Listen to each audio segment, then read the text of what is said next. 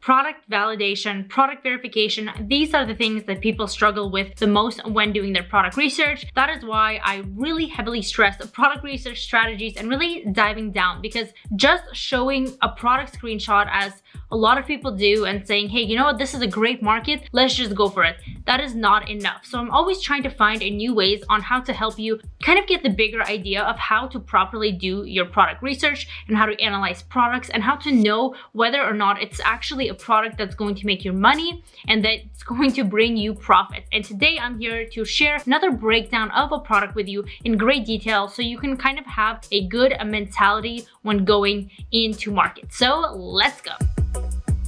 Hey, it's me, Karina. Welcome back. And before we get into this information, subscribe to this channel and hit the like button, because I post videos that will help you save money on Amazon. That's the whole reason why I'm making this channel.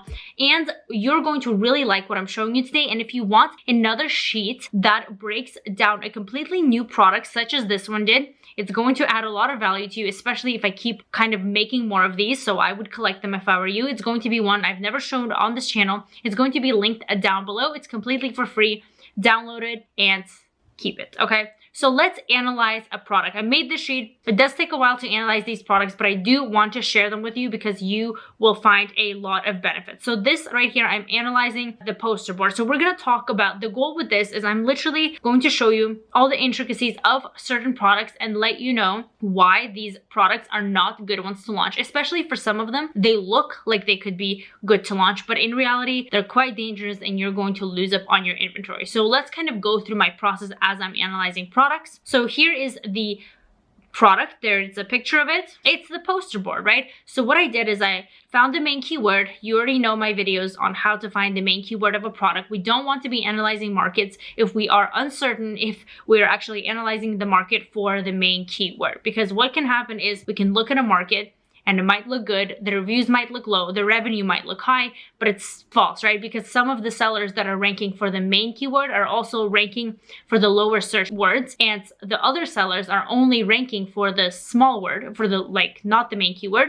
So they have less reviews, but the other sellers have a good revenue. So you might think that you have a chance, but in reality, their sales are not coming from the lesser keyword, they're coming from the main keyword. So I double checked, and poster board is the main keyword of this product, with a search volume of 13,000, and this is based on Helium 10. If you don't have Helium 10 yet, or if you want a discount, I do have coupon codes. Karina 10 will give you 10% off every single month, and Karina 50 will give you 50% off your first month, okay? So you can use those. It's linked down below, or you can just type them in, right? So it gives 13,000, which is great. It's not that competitive, right? So you see words with like hundreds of thousands of searches, and while that looks appealing, it's just really competitive. That's why I kind of like to stay towards these kind of smaller, lower numbers that are still making people money. So here's just how it looks like, so you know what it is.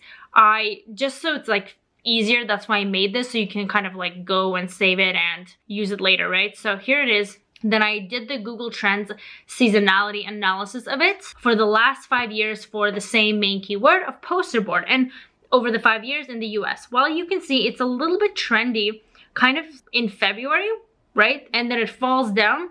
It's actually still quite stable and has a demand all year round. So even the lowest peak is at 25, which means you're still going to be getting sales throughout the year, but you will just be enjoying these peaks sometimes during the season. And they're actually quite good peaks, right? Like falls here, but then it spikes in August. Perhaps this is right after summer when everyone's going back to school. So colleges are buying this, teachers are buying this, right? Then it drops down when there's no projects probably, and then just rapidly goes up right here, and you'll enjoy those sales. But even on off times, you're still going to kind of benefit from the sales all year round, right? So that's a good thing off of it. But here is the analysis. Let me zoom in a little bit. So I created this, right? So what's the issue? What do these circles mean? What's the good thing about this product? What's not good? And that's why these sheets are so thorough, is for that reason, right? So you can go in right here and see this for a variety of products, okay? So if you go and download right below, I have a free product analysis such as this one that you can just access.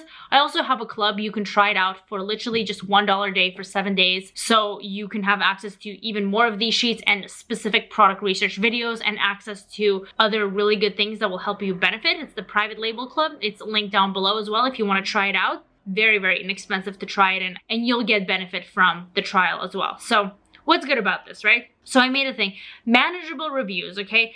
There are sellers that are doing well selling this product with reviews that are on the lower end. So that's a good thing because you can see right here in the green section of reviews, they're not that high. There's people with 28, 15, 66. It's doing quite well, right? But what's the problem then? If there's good revenues, and that's what I said, manageable reviews, partial seasonality, but that's still okay because you're still getting sales. And then if you check the revenue, it looks quite stable, which is, okay, so what's the concern then if the revenue is really stable, right? So I have two things right here, and that's in the what is bad about this product, right? So the number one bad thing, let's go up here, let's look at this red circle, is that it's completely dominated by Amazon. Amazon is also a brand that sells this product, and for some markets, Amazon does do this. A lot of the times, they'll only have 1 or 2 or 3 spots, which 3 is pushing it. If there's 1 or 2 Amazon sellers on the first page, that's okay, as long as everyone is still doing well that isn't Amazon. But in a case like this, Amazon literally took over the entire market. If you can see right here, the FBA, so like this is the fulfillment method. So FBA is fulfilled by Amazon, FBM is fulfilled by a merchant, and AMZ is if Amazon like owns the brand and actually like sells it, which in this case, every single pretty much is Amazon. So that's crazy. There's like one FBA seller and a second one that's sponsored out, but everyone else is like an Amazon seller. So they have the buy box. It's pretty much impossible to rank. There's a reason why Amazon is taking over this and a reason that you can't compete with, right? And then there's another downturn toward this, and that is the FBA fees. I mentioned them right here. I said, see orange. Everything's annotated, so it's really easy for you right here, right? The FBA fees are just enormously high. So even like, look at this one, okay? They're selling it for $11.34.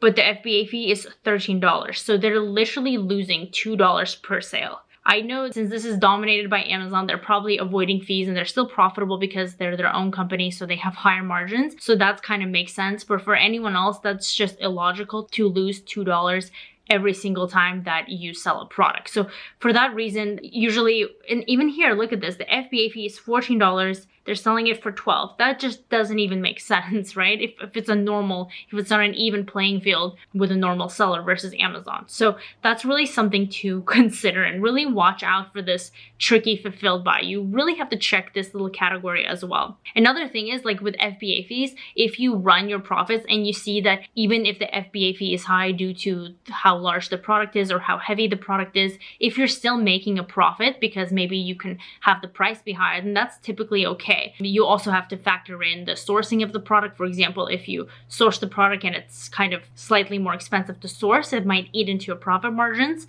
So you want to make sure that it's always profitable. But sometimes the FBA fee is not a big deal because you pay it after you already kind of made the sale. And if you have a lot of margin in there and a lot of cushion, then that's completely fine. Just make sure your FBA fees are not eating into your product. But in this case, it just doesn't even make sense. It's completely unreasonable. And Amazon is clearly doing well by completely overtaking this market, but for that reason, don't get into it. And aside from Amazon, just another side note too, don't just check for Amazon dominance, check for brand dominance too.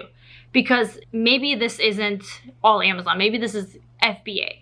But if you look over here, pretend this is all FBA, check for brands, because it's possible that one brand can be dominating the entire market as well. Like school something, they're taking have 1 spot, 2, 3, 4, 5 spots. They have 5 spots, which isn't something I would recommend. If I have one brand, even if it's not Amazon, if it's an FBA, another third-party seller, if they're dominating most of the first page of Amazon for that keyword, then that's already a red flag, because people probably are buying because they have brand notoriety, maybe they have outside traffic, maybe they have customers coming in from other places and a lot of variations and long-term in the business that is giving them that type of advantage. So yeah, it's something to just kind of watch over. So the conclusion is I do not advise this product simply due to the Amazon dominance. Even if we pretend that the Amazon fees are profitable, I know it looks good because of the reviews and perhaps like if you avoid Amazon fees, but again, Amazon's just dominating and they can get a discount on their FBA fees, and that's why they're doing so well. So I hope that this was a great sheet in order to kind of give you more perspective. If you want another one like this of a completely different product that's easy to follow and analyze,